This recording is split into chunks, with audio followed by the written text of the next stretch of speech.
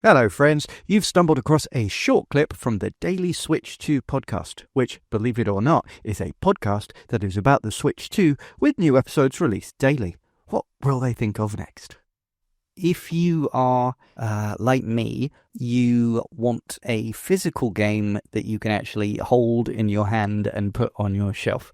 I know a lot of people getting Mario Kart, they'll be getting the bundle, the Switch 2, with the download code, so they'll miss out on that slightly. Well, not slightly, they'll miss out on that completely. But people like me who have been around and collected all of the Mario Kart games and still play the old Mario Kart games like to have something on the shelf. So the physical copy, I love the box art.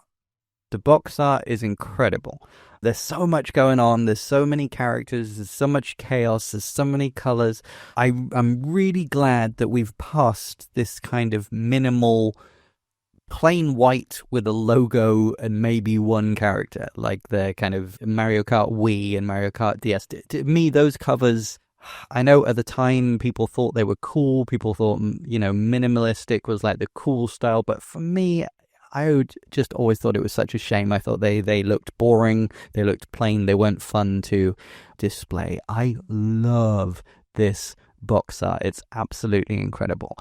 It's a slight shame that I'm not as keen on the design of the Switch 2 boxes themselves. I'm not so keen on the great big thick red border at the top. Although as a video game designer and programmer myself, I do appreciate the fact that this gives the aspect ratio for the art.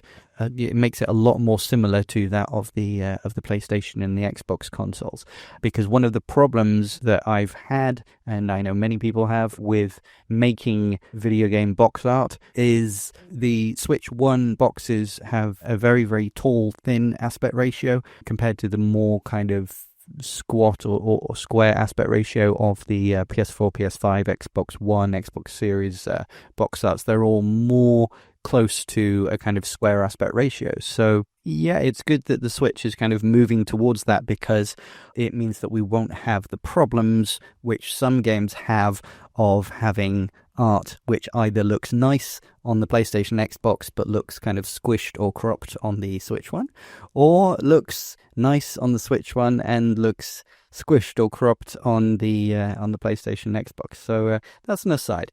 But that's talking about the boxes in general for the Switch 2 console. What about the Mario Kart box? I love the outside box art, as I say. However, I am disappointed that when you open up the case, the inside is, at least, there's something printed on the inside. It's not just plain white, but it's not that interesting. And in my copy, at least, and I have looked at other video, I was actually confused to the point that I checked other people's photos and videos just in case. There is no manual. There's no manual. There's not even a slip of paper. There's certainly nothing like, stickers or a poster. There's nothing.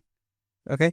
And I know we're in modern times, and I know that that's a lot of games are like that, but this is an $80 game.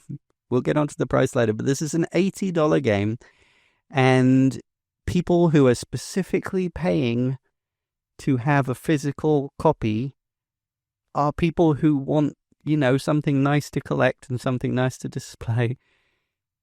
It really feels very, very, very minimal to just have a case with nothing in it except the cartridge itself and a slip with basically no inside art either. I don't know. Am I an old man yelling at clouds? Yes, I am. Is it important for most of you listening? No. But for those of you who care about these things, no, there isn't a manual. No, there isn't anything particularly interesting inside. It's not a reversible cover. There's even if you buy it on day one, there's nothing inside like, stickers or transfers or a poster. There's just nothing.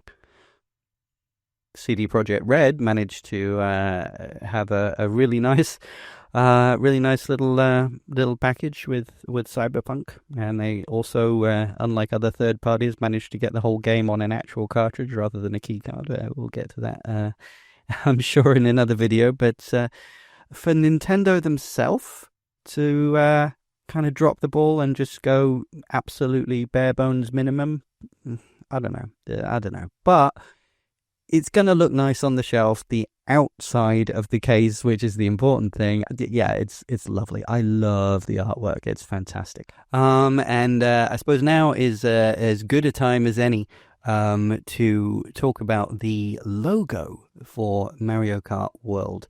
It's beautiful. I love it. I love the colors. I love the retro style. As I said, I'm glad we've moved away from a kind of minimalistic design that Nintendo had for back a couple of generations ago. And this is a really, really nice logo. And the name Mario Kart World. Yeah, it's a great name for so many reasons. Obviously, there's the precedent for Nintendo of having World attached to things. Super Mario World was the first, was the launch title Super Mario game for the Super Nintendo or Super Famicom, SNES. Obviously, the theme parks that have been launching around the world in different Universal parks, they're building Super Nintendo World. And so it works from a retro perspective, but I think it also works well. People understand that by Mario Kart World, that's implying this is a much larger game. Just like you had Super Mario Brothers, Super Mario Land, Super Mario World. Super Mario World was much bigger, much more different areas connected, and Mario was really going on an adventure. And I think when you hear when you hear Mario Kart World, it makes you assume, oh, this is going to be a big, substantial game. Whereas if they'd have just called it Mario Kart 9, maybe lots of people would go, well, I've already got Mario Kart 8, and it's probably going to be compatible with the Switch 2. Do I really need to buy Mario Kart 9? Is it really going to be that much better? Can the graphics be that much better?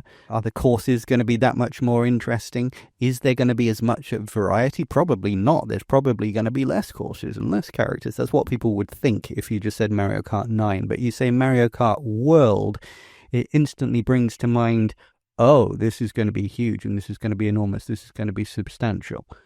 Again, we'll get to it later as to whether that's actually the case or not, but it's a very clever title because it appeals to the retro fans, whilst also for the newer gamers who are into open world games and are used to huge, expansive games. I think World... it says, yeah, we mean business. This is going to be big. And the logo itself, it looks great. Well, that was funny / sad / informative / stupid, wasn't it? Feel free to mentally redact to make that make sense with the clip that you just heard. I don't know what it was. I'm just recording a bumper.